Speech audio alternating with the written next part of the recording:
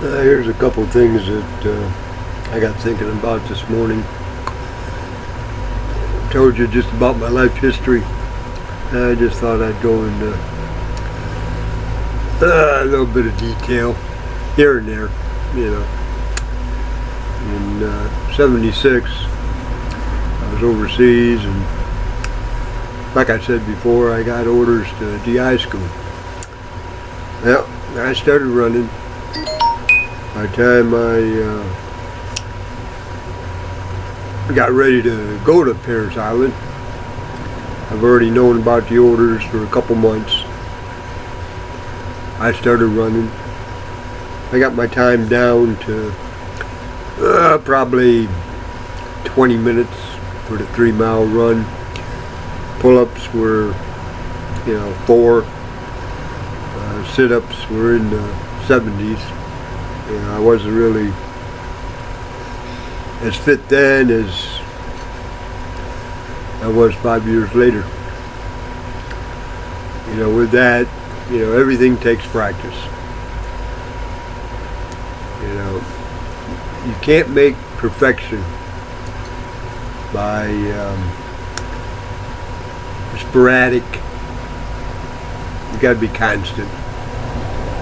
Like I said, I ran 5 miles a day, 13 and a half on Saturdays. So a marathon was nothing. Nothing. I averaged 8-minute miles. 2 hours and 47 minutes and my marathon was over. No big deal. But anyways, getting back to that DI school, I went and supposed to check into this gunny sergeant role. I was a staff sergeant. No, I was a sergeant when I checked in. And I did the normal thing. I walked into his office, put my briefcase down, went up, stood in attention in front of his desk, and said, reporting as ordered. He literally tore into me.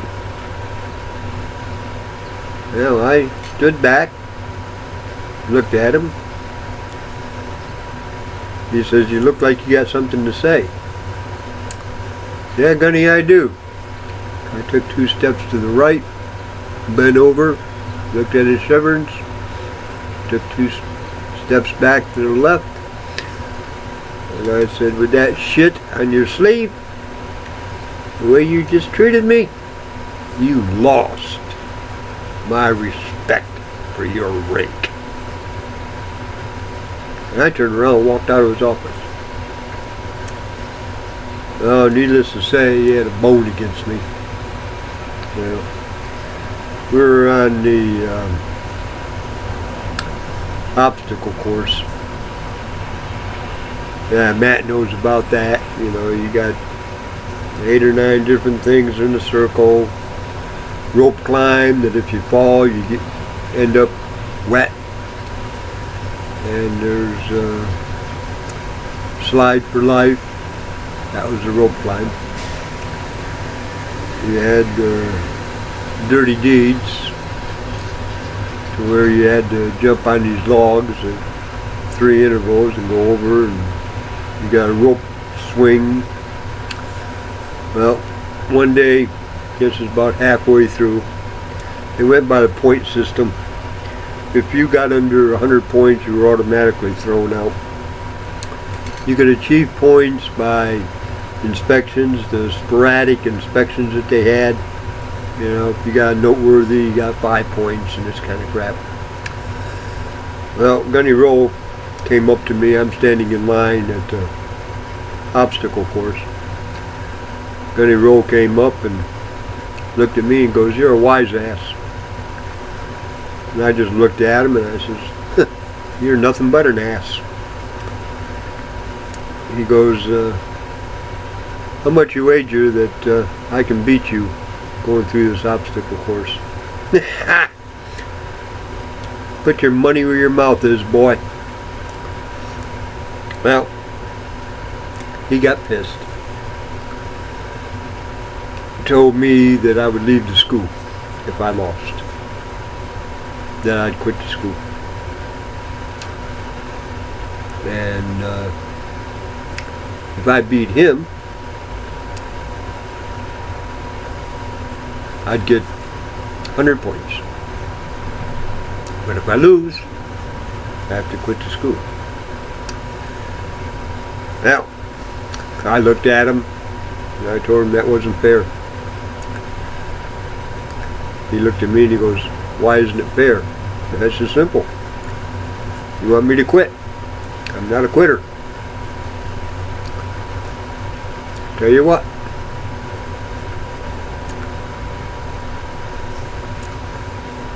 You give me 100 points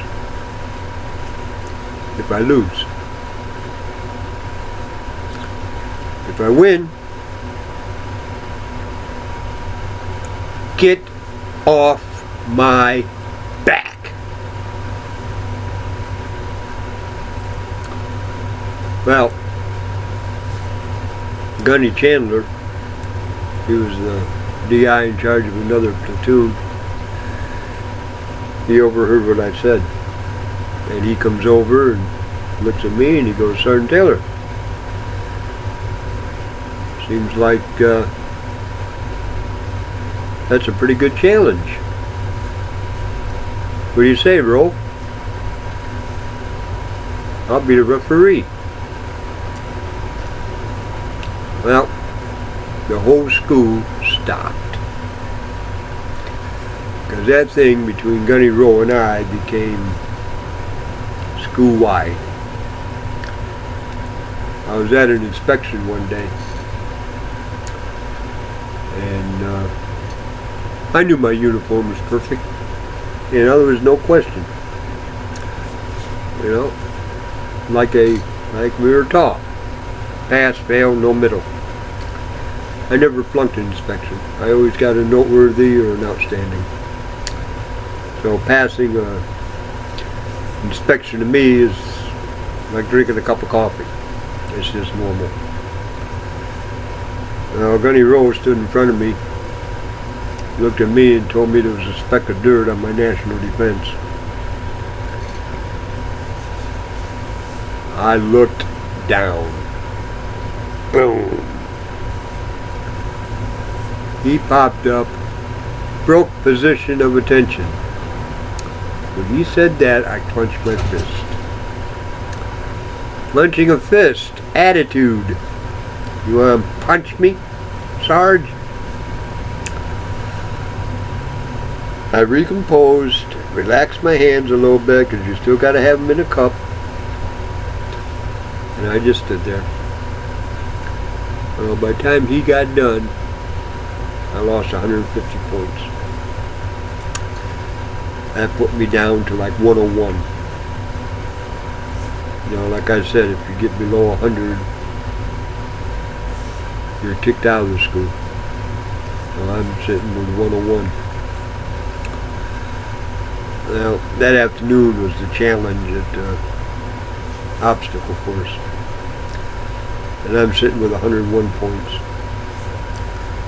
Well, I told Gunny Chandler, if I win, 500.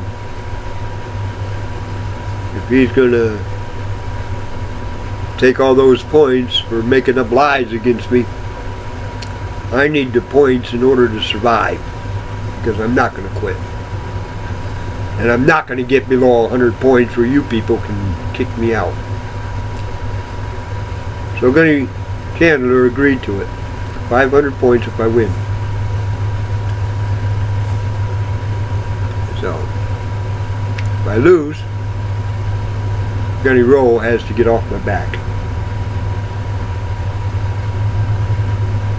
Okay. Well, we started even. Now, he was like 5 years older than I was. So I made it through the first couple obstacles ahead of him, and then he caught up to me. We got to slide for life. I kind of struggled with that. He got ahead of me, slide for life. He was still ahead of me going through the uneven parallel bars. And then we got to the last obstacle. You know, this is a 3-story structure. You climb the ropes up to the top, and then you got to shimmy down on the back and run to the finish line.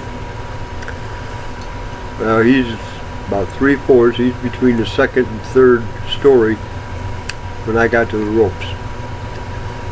I gave that rope the hardest tug I could muster, and I started up that rope. The first thing I come to is his hands dangling, trying to grasp the hold of something, trying to grab a hold of the ropes. And then I seen his face, and then I seen his chest, and I went right on past him.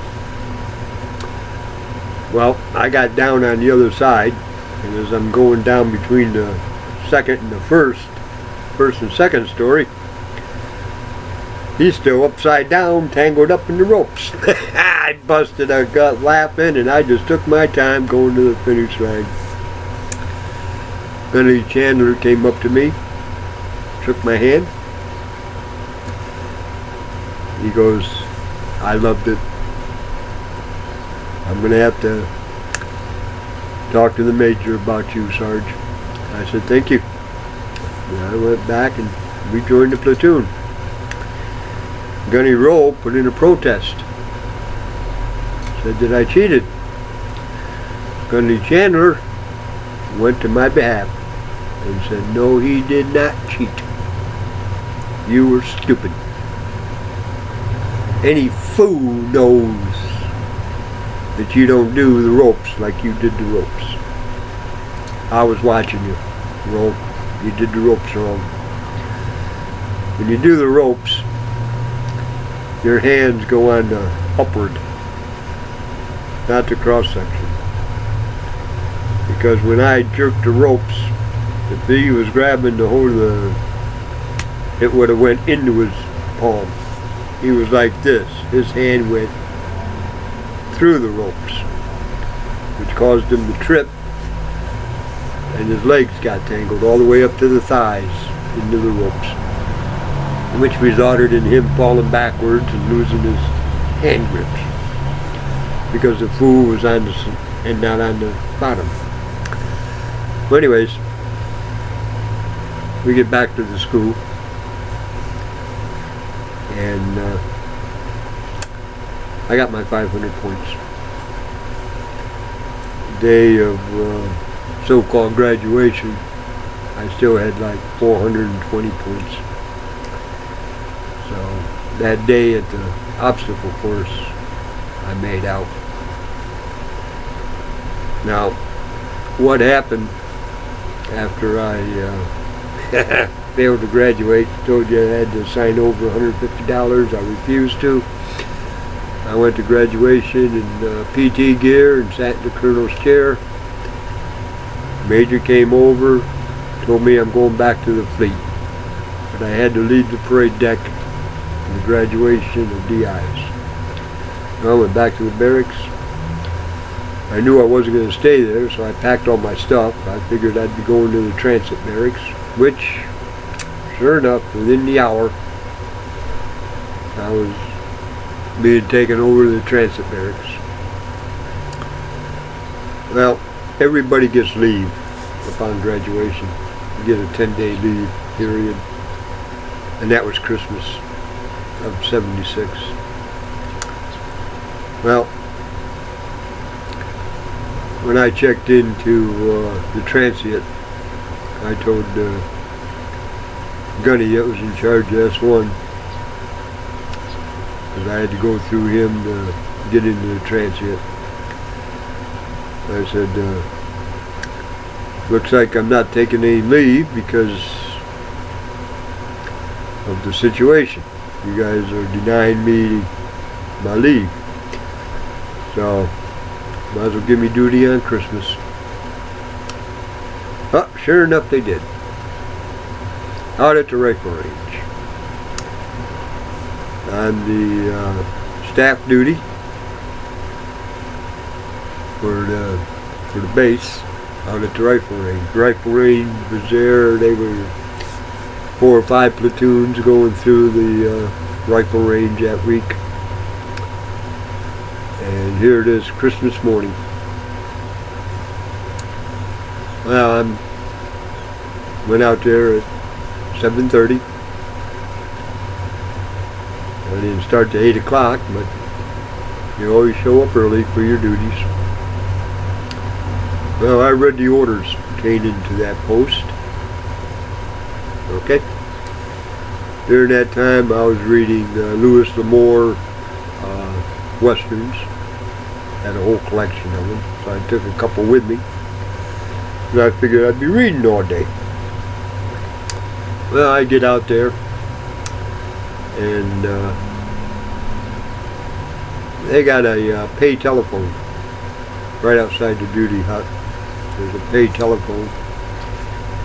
And on holidays and Sundays, recruits are allowed to call home, which is no big deal. Well, that Christmas morning, about 9 o'clock, there was a lot of talking out in the hallway. I walked out in the hallway. All the recruits, bang, to attention, standing in line, no talking.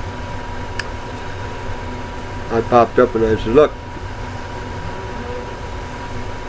I'm not your babysitter. I'm not your drill instructor. I'm the duty here.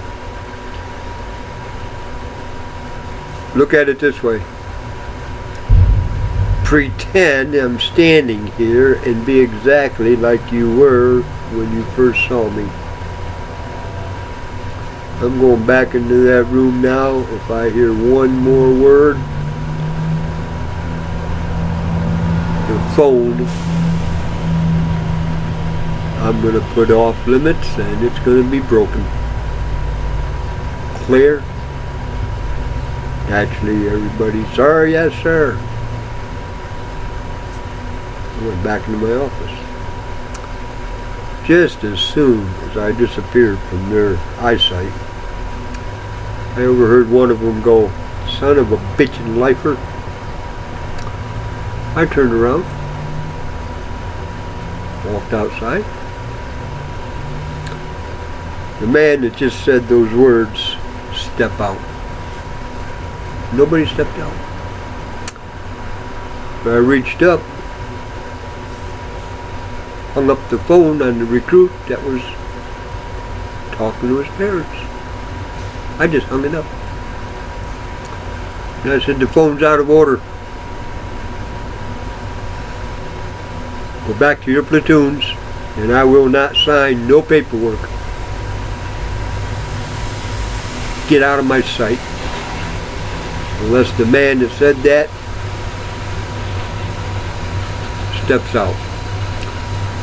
Well, these two guys, one behind and one in front of, the guy in front of him turns around, grabs hold of this kid. The guy behind him just grabs a hold of him and pushes him out.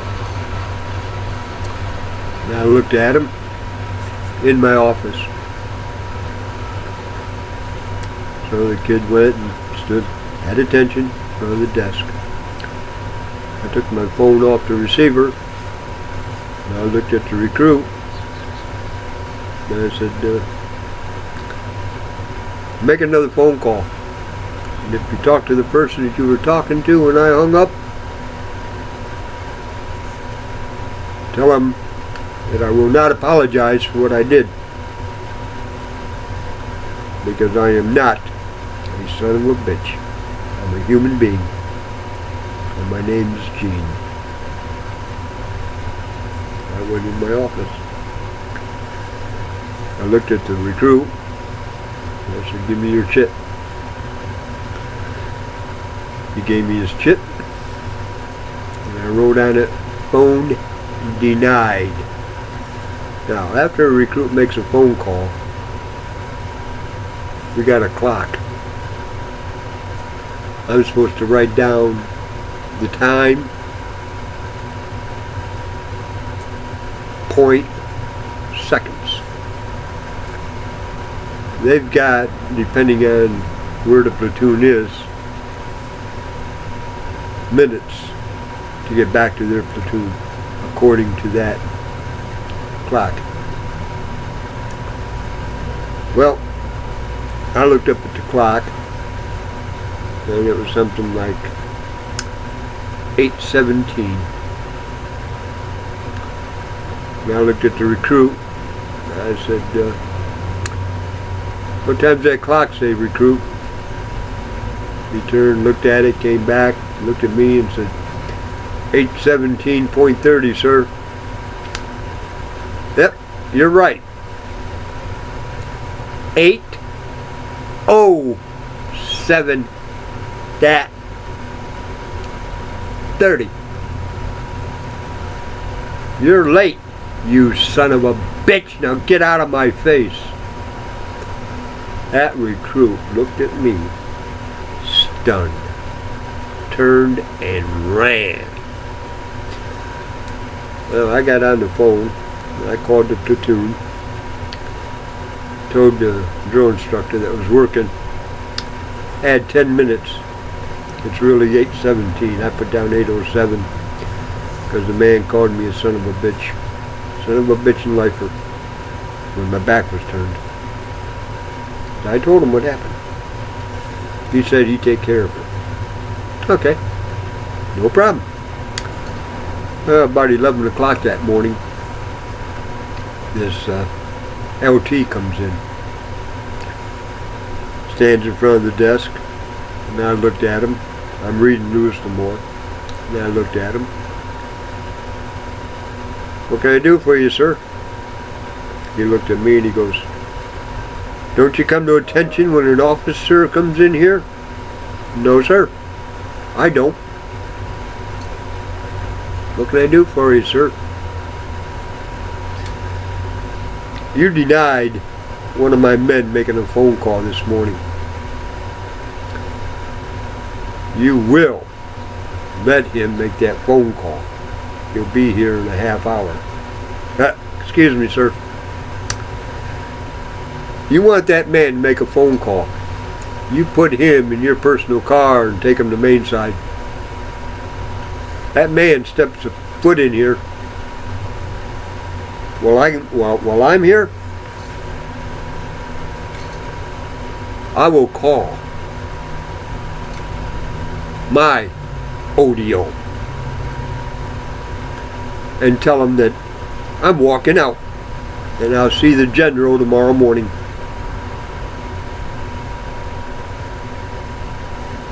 Read my orders. I can do that. Well, Lieutenant didn't believe me. He looked at me and said, show me. So I showed him. I showed him where it was written in my orders that if anything happens that goes against those orders, I can call the officer of the day, Mainside. Tell him what happened and that he needs to get a replacement here because I'm gone now. And that I will explain my actions to the general tomorrow morning. Now that was written in the orders. Apparently they've had some trouble out there, and the general's taken personal interest on that little duty hut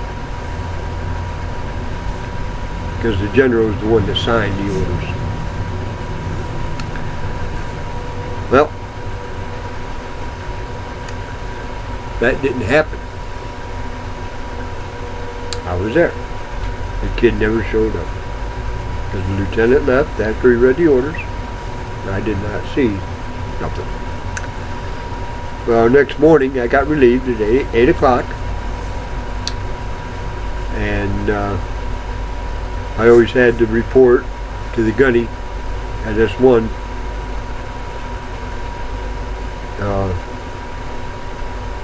basically every morning. find out exactly when my orders are coming, because waiting on orders there, Parris Island is a high-vis thing, and they want you out of there as soon as possible, and things can change a moment's heartbeat. Well, when I left there at 8 o'clock, I got to the S1 section about 8:15, and the gunny just looked at me and he goes, "You're wanted over to headquarters." Apparently what happened yesterday is highlighted and flagged. You're to report Colonel Thompson or Tommy or something like that. Colonel Thompson. Okay, Gunny, no problem. So I went to headquarters. Now headquarters is a big place, glass doors. There's about 8 of them in the front, glass doors. I walked in, and his office was quite evident where it was. So I reported into him, as per Marine Corps. Well, the colonel was standing there, looked at me, and said, "I read your report. You got anything to add to it?" "No, sir." I was very specific as to what happened while I was standing duty out there. He said, "Okay, I'm waiting for the lieutenant to show up here, because he's trying to bring charges against you." And I said, "Yeah, I kind of figured that." Well, that lieutenant came in, and the colonel popped up and said, "Okay, Lieutenant, let's hear your side of it." Well, the lieutenant started talking. And then the lieutenant's hand went up, or the colonel's hand went up. The lieutenant shut his mouth. The colonel looked at me and said, "Gunny, I'm taking your written statement as the truth. Lieutenant, you're giving me lies. Gunny, when are you supposed to receive your orders?" "Any day now, Colonel. Any day now. I'm gonna make a phone call. I suggest you pack today, because you'll be going off this island tomorrow morning, going back to the wing. Thank you for what you did yesterday." "You're welcome, sir." Stuck out his hand, I stuck out mine, shook hands, I walked out the door. When I shut the door, I just stood there, because I wanted to hear what was going on. That colonel read him the riot act, started at the shoe, went to the head, back down to the other shoe, did nothing but chew that nut's ass. Well, after the chewing, I kind of took off. I went to the big wide glass doors. That lieutenant came around the corner. I opened up the door for him, did the arm gesture. "After you, sir."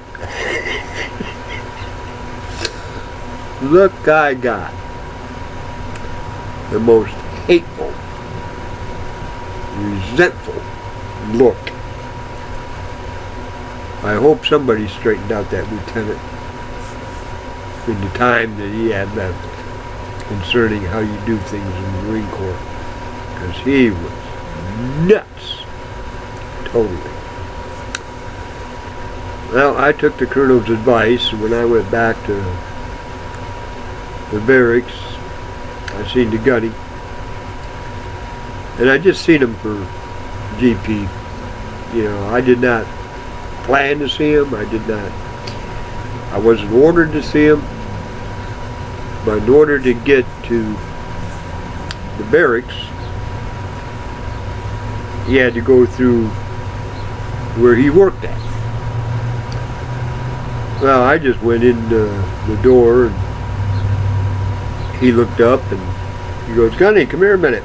So I went over and he goes, looks like your orders came through. You'll be leaving tomorrow morning. Wow. That was quick. How'd it happen so fast? The colonel likes you. And you need to get off this base. That's how much he likes you.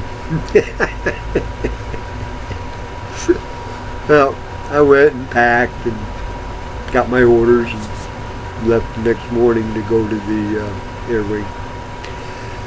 But just that little thing, the way he said that, the colonel, like, I did not know whether to take it positively or negatively.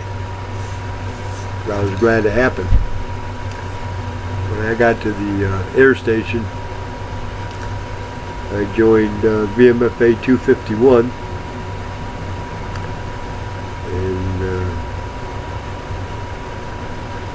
that's when I met Corporal Maple. Corporal Maple was been there for a couple years, been busted, Lance Corporal, and then got promoted again, and then busted, and then promoted again. I went upstairs, looked at the man's SRB. He was a good worker. I respected him. Well, after about 4 months, just a couple months watching him work, he never failed me. He never took shortcuts. He never, if he didn't know, he asked. He was always hitting the books. I had duty one time, and I went to the barracks, and he was in the barracks. And he had a 4790 with him, which normally doesn't happen, because once you get away from work, you want to stay away from work. I don't think Maple knew that I had the duty, because I don't broadcast crap like that. Ain't nobody's business but mine if I got the duty or not. So when I caught him in the barracks with the 4790, I liked him even more. Because here's a kid that's taking initiative. Nobody really liked him except me. He was in every squadron on that base, and you're talking 5 squadrons. They kept putting him on mess duty or barracks duty, get him away from the shop. And his pros and cons during the pro and con days weren't that flattering. They were enough as Lance Corporal to promote him to Corporal every time he got busted to Lance Corporal because somebody got pissed off at him and busted him. So anyhow, I liked him. I found out that he was married, told me he loved his kid, and loved his wife. And, I talked to the Sergeant Major about him. Sergeant Major was going by what was, not is. Well, I convinced the Sergeant Major that if we get his wife here, you got a potential career man there for what I've seen of Corporal Maple. Well, Sergeant Major got some orders. Sergeant Majors can do that. He got some falsified orders, and we got Corporal Maple's wife paid for down to Buford. And we also got her some extra money that I didn't even know about, but the Sergeant Major knew about, for the time of period that they were separated. Something like $2 a day separation pay or some crap. So when they got together, they started their family. They had about $900 in the bank. which surprised the hell out of me. I asked the Sergeant Major, where were you when I needed the money? But anyways, I took Maple out to this one apartment complex that I rented.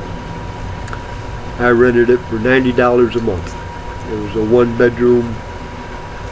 Well, there was 3 rooms in there, but only had 1 bedroom. For $90 a month. That was the first place that Pam and I lived at. Now I took Maple out there and we talked to the landlord, and it was the exact same landlord as it was 4 or 5 years earlier when I rented it. Now the cost of it went up to $400 a month, and when I rented it, I had a oh geez, I think it was a '72 Ford. It was not a bad car, but I re-enlisted and bought a new car, and I just gave that car to the landlord. He had a daughter that just turned 18. She just got a driver's license. She needed a good car. That was a good car. So I just gave it to him. You know, he's ex-military, so he accepted it. Well, when I took Maple out there and found out that it was the same landlord, and you know, him and I talked, he didn't really remember me. Okay? Because I was always at work. But he remembers the car that I gave him. Well, because I gave him the car, he told Maple, well, the first $400 is because of Gene, because he gave me that car. Your security deposit was also on Gene because of that car. But come next month, $400. But a security deposit was $300 plus the $400, $700 is what they started out at. And he also popped up and he goes, and your rent doesn't start until the day that your wife and child get you. That'll be the day that your rent's due, every month. Well, Maple stayed there for like 9 days by himself before his wife and his child got there. And things were looking pretty good. Well, about 2 months later, I get this phone call on a Sunday morning. Maple had duty Saturday at the barracks. And he comes home Sunday morning and there's a note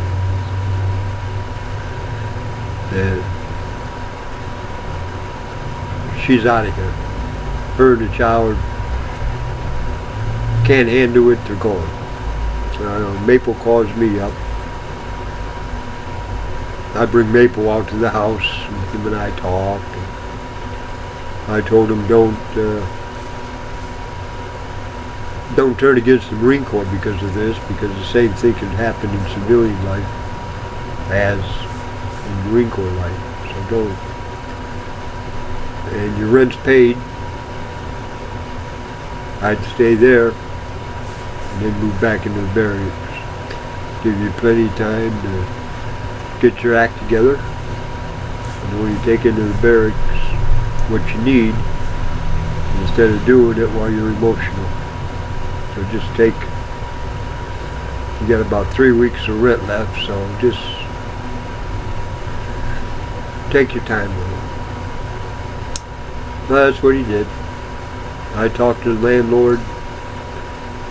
There was no damage, everything was good to go. Maple still had like $400 in the bank, and his life was pretty well. solid except for that part. Well, about a week later, Sergeant Major calls me into his office. Apparently what happened was the girl met this guy in the bar while Maple was having duty and decided to take off with him because he promised her the world. Well, they got to Dallas, Texas, and the guy told her that, you know, you can have the world, but I don't want the kid. She kills the baby. And the baby's only, well, probably 11 months old, maybe a year, and kills the baby. Well, she gets arrested for it, naturally. Dallas is real good at that kind of stuff. But Maple's mom and dad, first grandchild, and it's Marine Corps' fault that that baby was killed. They want to fry and diss the man held responsible. Well, I ended up with a special fitness report concerning that incident. And that was a special fitness report. It covered no dates. It was just, because my other fitness reports were outstanding. But that special fitness report dealing with that death was my thorn, along with my second thorn being the special fitness report I got for what happened in DI school. So those two thorns created me 10 years as E6 before I got promoted to E7, because Colonel Doyle had to take care of those two fitness reports before that time. So anyhow, that's basically why I spent 10 years as E6 in the Marine Corps.